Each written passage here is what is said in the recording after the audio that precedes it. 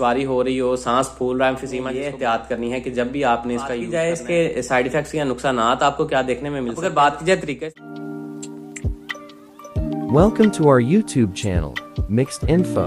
अस्सलाम वालेकुम guys, welcome to my YouTube channel Mixed Info. तो आज की अपनी इस वीडियो में मैं रिव्यू कर रहा हूँ सिरोलिन सिरप का। तो आज इसके बारे में बात करेंगे कि आप सिरोलिन का इस्तेमाल किस किस तरह की खांसी में कर सकते हैं, क्या क्या फवायद देता है, उसके अलावा इसके नुकसान या साइड इफेक्ट्स क्या देखने में मिल सकते हैं और इसका तरीका इस्तेमाल क्या है। ये सारी डिटेल इंशाल्लाह इस वीडियो में दूंगा, लेकिन उससे पहले गुजारिश है अगर वीडियो पसंद आए वीडियो को लाइक कीजिएगा, चैनल को सब्सक्राइब कीजिएगा, साथ में बेल आइकन को भी जरूर दबाइएगा ताकि मेरी आने वाली वीडियोस भी आप तक पहुंचती रहें।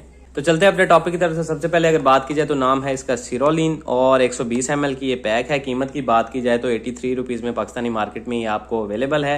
ली मेंडोजा फार्मा इसको बना रही है, जो कि एक मल्टीनेशनल फार्मा है और इसकी तमाम अद्वियात आपको बड़े अच्छे रिजल्ट्स के साथ मिलती हैं। अगर बात की जाए इसमें मौजूद अद्वियात की तो सबसे पहले आ जाती है थियोफाइलिन। थियोफाइलिन बेसिकली एक ब्रोंकोडायलेटर दवा है। ब्रोंकोडायलेटर अद्वियात का काम होता है सांस की नालियों को खोलना। डाइफेनाइड्रामाइन दूसरे नंबर पे है, जो कि एक एंटी एलर्जिक दवा है। इसका इस्तेमाल आप नजला जुकाम, खांसी, नाक का बंद होना, नाक का बहना, आंखों से पानी, छींके वगैरह आना, मतलब कि कॉमन कोल्ड की जो अलामात आजकल जो मौसमी चेंजिंग की वजह से हमें होते हैं, नजला जुकाम, खांसी, उसमें इसका इस्तेमाल करवाया जाता है। उसके अलावा आ जाता है अमोनियम क्लोराइड। अमोनियम क्लोराइड एक एक्सपेक्टोरेंट दवा है। एक्सपेक्टोरेंट क्या होते हैं? जो आपकी बलगम को खारिज करने में मदद देते हैं।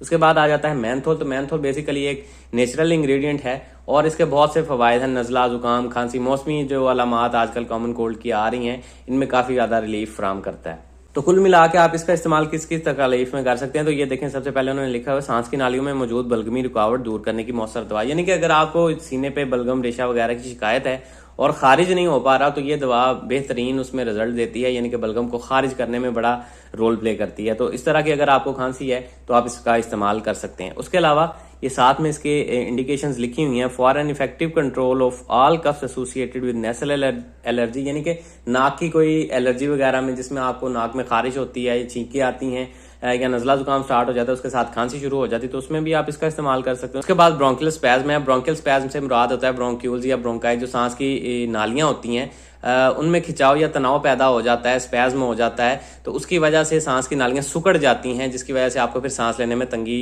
होने लग जाती है। तो उसमें भी आप इसका इस्तेमाल कर सकते हैं। उसके अलावा कंजेशन, यानी कि सांस लेने में दुश्वारी हो रही हो, सांस फूल रहा है, एम्फिसीमा जिसको बोलते हैं, सांस का फूलना, उसके अलावा छाती जकड़ी हुई हो, उसमें भी आप इसका इस्तेमाल कर सकते हैं। उसके अलावा आ जाती है एस्थमिक कफ। एस्थमा यानी कि दमा की वजह से होने वाली खांसी। एस्थमा में होता है कि आपकी सांस की नालियों में अचानक से अटैक के साथ सोजश हो जाती है और उनमें तंगी यानी कि वो तंग हो जाती है, जिसकी वजह से फिर आप खुल के सांस नहीं ले पाते और सांस लेने में दुश्वारी, और आहिस्ता आहिस्ता वहां पे फिर बलगम बनना स्टार्ट हो जाती है, जिसकी वजह से मजीद सांस की तंगी हो जाती है। तो उसमें आप इसका इस्तेमाल कर सकते हैं एस्थमिक कफ में, दमा वाली खांसी में। उसके अलावा ब्रोंकाइटिस। ब्रोंकाइटिस से भी मुराद आपकी सांस की नालियों की सोजश है।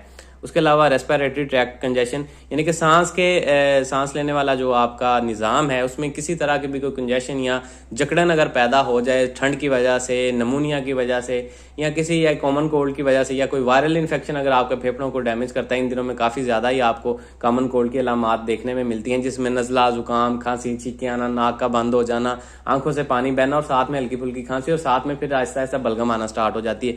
तो इस सारी कंडीशंस में आप इसका इस्तेमाल बिला झिझक कर सकते हैं। बहुत ही जबरदस्त रिजल्ट देगा। चूंकि इसमें ब्रोंकोडायलेटर दवा भी है तो सांस की नालियों को भी खोलेगी, जो कि अस्थमा से भी बचाएगी आपको। डाइफेनाइड्रामाइन है तो नज़ला जुकाम के मसाइल से आप बच जाएंगे। उसके अलावा अमोनियम क्लोराइड है तो ये आपकी बलगम को खारिज करने में मदद देगा। मैंथोल नेचुरल इंग्रेडिएंट है, ये इस तरह की सारी अलामात को ट्रीट करने में बड़ा अहम रोल प्ले करता है। अब अगर बात की जाए इसके साइड इफेक्ट्स या नुकसान आपको क्या देखने में मिल सकते हैं, तो इसके नुकसान में गनुदगी होना, चक्कर आना, सर का भारी होना, उल्टी मतली की कैफियत होना या मोशन वगैरह भी आपको हो सकते हैं। इसके अलावा आपने ये एहतियात करनी है कि जब भी आपने इसका यूज करना है तो ड्राइविंग से थोड़ी सी एहतियात कीजिएगा। और उसके अलावा अगर कोई ऐसी मशीनरी पे आप काम करते हैं जहां पे अगर आपको नींद, गनुदगी या चक्कर वगैरह आते हैं इसके इस्तेमाल की वजह से, तो कोई नुकसान का खदशा हो सकता है, तो वहां पे थोड़ी सी एहतियात करनी है आपको इसको इस्तेमाल करते हुए। अब अगर बात की जाए तरीका इस्तेमाल की, तो ये साइड पे तरीका इस्तेमाल भी लिखा हुआ है। एडल्ट यानी कि बड़ों के लिए 1 से 2 चाय के चम्मच, बच्चों के लिए 7 से 12 साल के बच्चों के लिए आधे से 1 चम्मच चाय का चम्मच, और 2 से 6 साल के बच्चों के लिए आधा या पौना चम्मच दिन में 2 से 4 घंटे बाद आप, मतलब कि सुबह, दोपहर, शाम आप तकरीबन 3 दफा इस्तेमाल इसको करवा सकते हैं, ये जो डोजेज लिखी हुई है। तो ये सारी डिटेल थी जी सिरोलिन सिरप से रिलेटेड। तो उम्मीद है आप लोगों को पसंद आई होगी। अगर वीडियो पसंद आई है वीडियो को लाइक कीजिएगा, चैनल को सब्सक्राइब कीजिएगा। अल्लाह हाफिज।